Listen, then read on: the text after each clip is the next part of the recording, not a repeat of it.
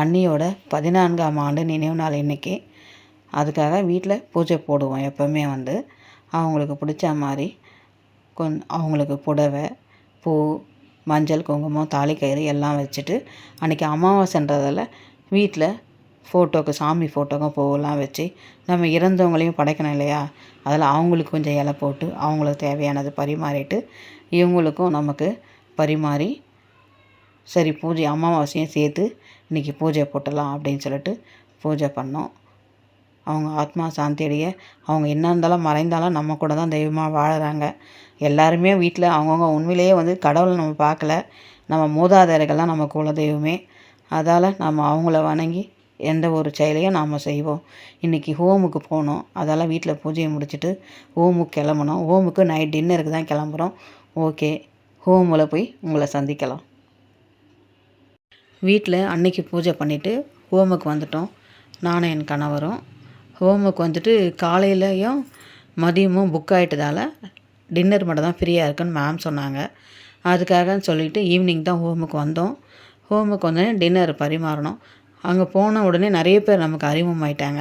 ஏன்னா கிட்டத்தட்ட நாங்கள் போகிறது நிறைய டைம் ஆகிடுச்சுனால அதால் எல்லாருமே நல்லா இருக்கீங்களா, நீங்கள் எப்படி இருக்கீங்க அப்படின்னு எல்லோரும் கேட்குறப்போ நமக்கு ஒரு மனநிறைவு.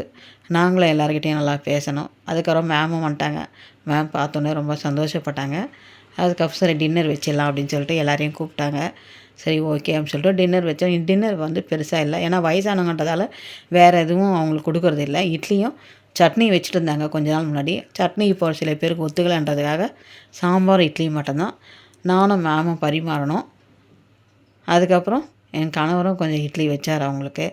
அவங்களுக்கு தேவையானது ஒரு சிலர் 1, 2, ஒரு சிலர் 2 போதுன்றாங்க, ஒரு சிலர் 3 வச்சுக்கிறாங்க. அவங்க ஹெல்த்து பொறுத்து அப்படி கேட்டாங்க. ஓகே, நாங்களும் பரிமாறிட்டு அப்படியே அவங்கக்கிட்ட பேசிக்கிட்டே பரிமாறணும்.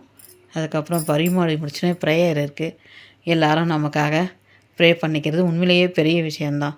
நாம் என்ன தான் நம்ம வீட்டில் அது எல்லோரையும் கூப்பிட்டு நம்ம ஒரு விருந்து வச்சா கூட இந்த மாதிரி 4 உள்ளங்க அவங்க யாருமே நமக்கு தெரியல. அவங்களாம் நமக்காக வேண்டிக்கிறது ஒரு பெரிய விஷயந்தான். அதுக்காக இங்கே போனது எனக்கு உண்மையிலேயே ரொம்ப ஒரு மன திருப்தி இருக்குது. இவங்கக்கிட்ட பரிமாறிட்டு இவங்க நம்மக்கிட்ட பேசுகிறப்ப பரிமாறி முடிச்சிட்டோம். பரிமாறி முடிச்சோன்னே ப்ரேயர் ஸ்டார்ட் பண்ணிவிட்டு ப்ரேயர் பண்ணிவிட்டு தான் அவங்க சாப்பிடுவாங்க எல்லோரும்.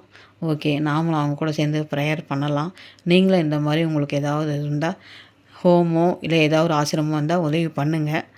இது கட்டாயம் கிடையாது. நம்ம லட்சக்கணக்கில் செலவு பண்ணுறோம். இது ஒரு பெரிய அமௌண்ட்டு கிடையாது. இங்கே 1000 2000 நமக்கு அதிக தொகை இல்லை. ஓகே, ப்ரேயர் பண்ணுவோம். தெய்வ திருமதி பவானி அம்மா அவர்களின் நினைவு நாளை முன்னிட்டு திரு வெங்கடேசலு ஐயா அவர்கள் இன்னைக்கு இரவு நமக்கு சிறப்பு உணவு கொடுக்குறாங்க. தெய்வ திருமதி பவானி அம்மா அவர்களின் ஆத்மா சாந்தி அடையவும், மேலும் திரு வெங்கடேசலு ஐயா அவர்கள் வீட்டில் உள்ளவங்க எல்லாரும் நோய் நொடி இல்லாத வாழ்க்கை, கல்வி, செல்வம், சகல ஐஸ்வர்யமை பெற்று பல்லாண்டு காலம் வாழ வேண்டும் அப்படின்னும், மேலும் இந்த புதிய வருஷத்துல அவங்க எதை நினைச்சிருந்தாலுமே கடவுள் அதை கூடிய சீக்கிரம் நிறைவேற்றி கொடுக்கணும்னு உங்க மனதார கடவுளை வேண்டிக்கோங்க. அவங்க தொடர்ந்து 3-4 வருஷமா நம்மளுக்கு கண்டினியூவா கொடுத்துட்டு இருக்காங்க. அவங்க குடும்பத்துல சீக்கிரம் நிறைவேற்றி கொடுக்கணும்னு உங்க மனதார கடவுளை வேண்டிக்கோங்க. 4 பெரியவங்க சேர்ந்து ஒரு விஷயத்த ஒரே நேரத்துல கேட்கும் போது அந்த குடும்பங்களுக்கு சகல ஐஸ்வர்யமே கொண்டு போயிட்டு சேர்க்கும். உங்க மனதார கடவுளை வேண்டிக்கிட்டு உங்களோட வாழ்த்துக்களை சொல்லிடுங்க. கடவுளை நிம்மதி இல்லாத வாழ்க்கை, நிம்மதி, சந்தோஷத்தை, சமாதானத்தை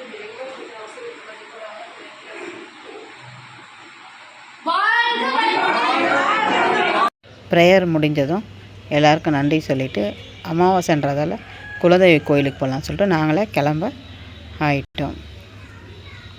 ஹோமுக்கு எல்லாருக்கும் நன்றி சொல்லிவிட்டு நேராக குலதெய்வ கோயிலுக்கு வந்தாச்சு. அங்காளம்மன் சூப்பராக நல்லா படுத்துட்டு அலங்காரம் சூப்பராக நல்லா இருந்தது. நாங்களும் வேண்டிக்கிட்டு எல்லாருக்காகவும் வேண்டிக்கிட்டு வீட்டுக்கு வந்துட்டோம். நன்றி. வாழ்க வளமுடன். தொடர்ந்து சேனலுக்கு சப்போர்ட் பண்ணுங்கள். நன்றி.